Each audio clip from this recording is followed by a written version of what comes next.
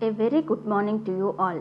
I am V. Sunita, Faculty of Computer Science Department, TSW RDCW Warangal East. Today I am going to discuss about software development life cycle. A software is a set of programs. So this set of programs acts as a project. So this project is help us to solve any real world applications like railway reservation system, airline reservation system, banking applications and many more. Like this, whenever we develop any software project, to develop it we need systematic approach. So what are the steps to be followed in order to develop a quality software product? So SDLC is a software development life cycle. It is a step-by-step process to develop any kind of software application. So to develop software we have to follow these phases.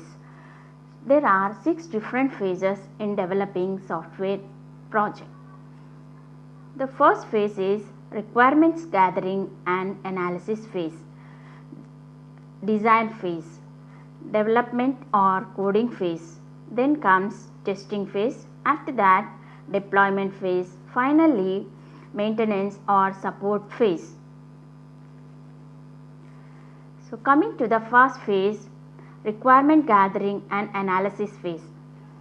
The goal of this phase is to develop a document consisting of functional as well as non-functional requirements.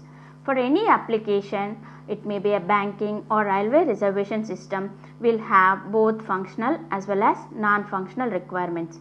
If we consider banking application, so in online banking, so every user, if they want to have access to their account, first they must log into their account, then he can perform any kind of transaction. So this is an example of functional requirement. Similarly, so for the same banking application, so if the client or a bank, it puts a condition like at a time it must support 500 users, then it is an example for non-functional requirements. So we have to gather both information about both functional as well as non-functional requirements in the application. So the persons involved in this process of developing requirements is business analysts, functional or business users, architects, lead developers, project manager or scrum master. So these stakeholders, they are going to have discussions, brainstorming sessions, interviews, prototyping or role playing or reviewing of existing similar kind of products to have complete set of requirements. So after this we are going to have set of actors or identified actors who are going to be involved in the application, and set of use cases, screen prototypes, user interface designs, reviewed and approved requirements. For example, say if we take bank applications, the actors involved are like clients, managers, customers, clerk, like that various actors are involved in it. Use cases are perform withdrawal operation, perform retrieval operation, and next perform loans or take the loans, like that many other different use cases are involved. So related to all use cases we need to have different screens, user interface designs. So like this, all these are documented into a document named SRS, Software Requirement Specification Document. Once this is approved, this acts as a base for developing software. Next comes our design phase. So design acts as a base for developing application. So the requirements identified in the previous phase are converted into a design. So in the requirement phase we are going to identify what are to be done. So what are the requirements? So what is your application? That is, we are going to have clear understanding of what is to be done.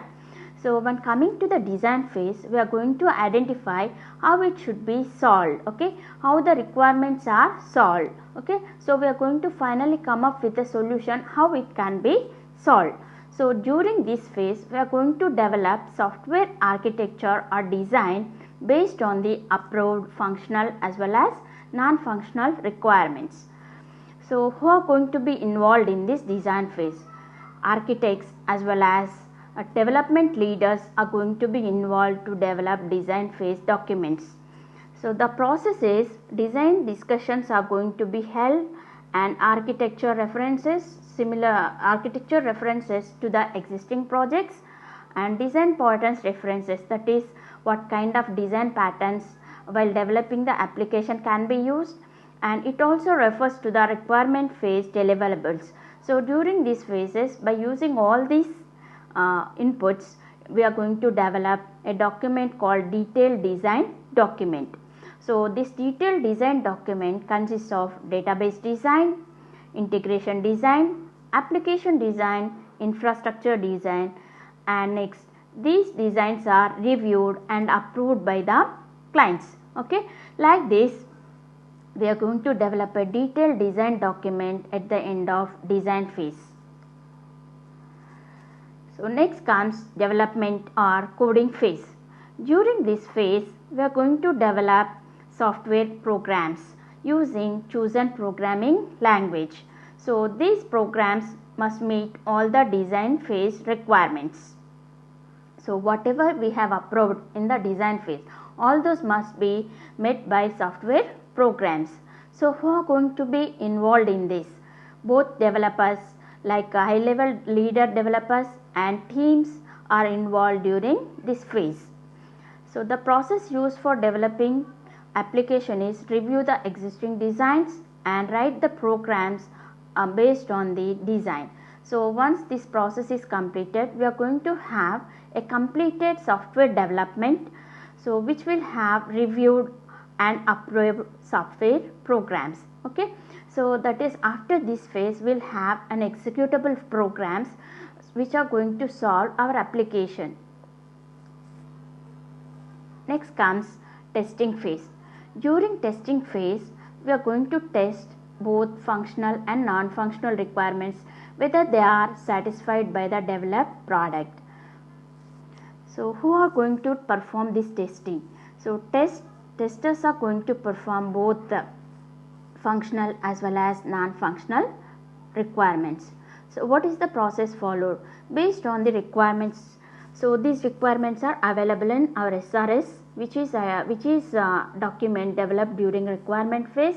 So based on that, the testers are going to develop and execute various test cases. So the test cases belongs to unit test cases, integration test cases, load and performance test cases, and also user acceptance testing. So all different possible kinds of tests are performed to check whether all the requirements are satisfied or not. So by the end of this phase, we are going to have completed development and execution of test cases, reviewed and approved test results. Next comes our deployment phase. During this phase, we are going to move the developed software into production environment so that the user can access the software. So during this phase, so by this phase, we are going to have completed software product. It is ready for use. So it is deployed into an environment where the user can access it and use it. So who are the stakeholders involved in this deployment phase? There are lead developers, software configuration managers, team members, infrastructure team, project manager, and users are also involved during this deployment phase. The process used to deploy is the project manager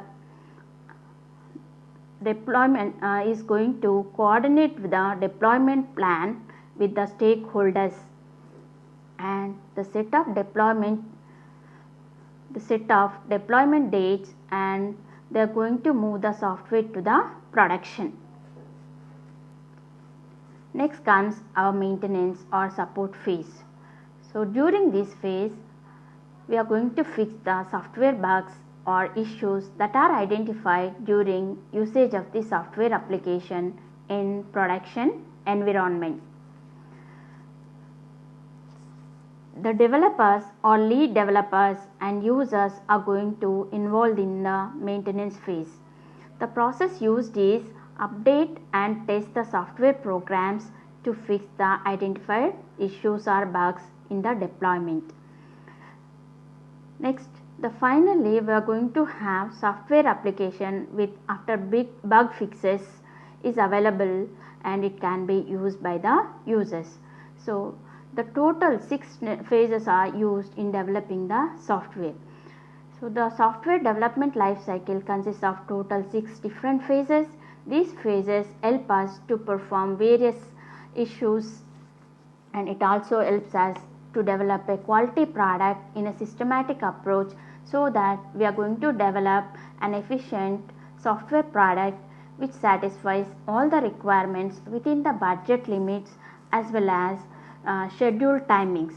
So it is required to develop any software, we require a systematic approach. If this approach is followed, definitely we are going to end up with a software product that is more efficient as well as a good quality software. Thank you very much.